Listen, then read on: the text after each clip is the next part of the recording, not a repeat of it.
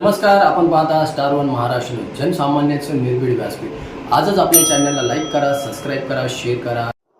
मला मोठं आश्चर्य हे वाटतं तुमच्या सगळ्यांचं की तुम्ही या सुहास कांदेला जर तो आमदार असला तरी त्याला काही गांभीर्याने एवढं घेण्याची आवश्यकता आहे का? त्याची काय वृत्तीचा मनुष्य याची तुम्हाला कल्पना आहे? मला पण त्यांना सांगायचं आहे, एक तुम्ही आम्ही या आज नाही याच्या अगोदरपासून जे आहे 15, 20, 25 दिवसापासून ह्या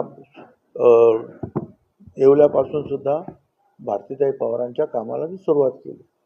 काल सुद्धा मोठी मीटिंग आम्ही घेतली आणि सांगितलं विधानसभेची निवडणूक माझी आहे असं समजा, फक्त कमळावर मतदान करायचं आहे एवढंच लोकांना सांगायचं आहे।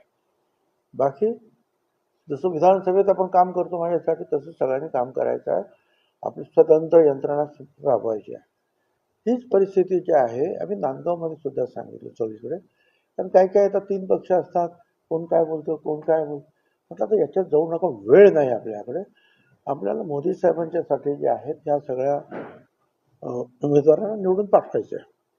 आणि या कांद्याचं जर म्हटलं म्हणजे एक तर जे आहे त्या आमच्या भारतीताईंना कांदा त्याचा प्रॉब्लेम, त्याच्यात कांदे त्याचा प्रॉब्लेम, 2-2 कांद्याचा प्रॉब्लेम त्यांना होतो आहे। तर आता एक कांदा आहे त्याचा प्रॉब्लेम जरा बराचसा सुटल्यासारखं वाटतं, कारण एक्सपोर्ट वगैरे सुरू झालेला आहे।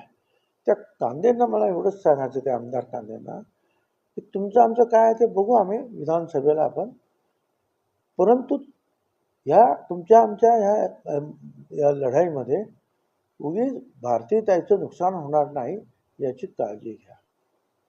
काय तुम्ही आमच्या विरोधात बोलायचं ते बोला, त्यांना नुकसान होणार नाही एवढं बघा। बाकी आमचे सगळे लोक काल सुद्धा संपूर्ण दिवस आमचे लोक त्यांच्याबरोबर नांदगावमध्ये फिरत होते, मी येवल्यामध्ये दिवसभर मीटिंग घेतो। आमचं काम व्यवस्थित सुरू आहे आणि आम्हाला त्यांनी शिकवायची आवश्यकता नाही की प्रामाणिकपणा काय असतो काम करण्याचा, हे त्यांच्याकडून मी शिकावं असं मला वाटत नाही।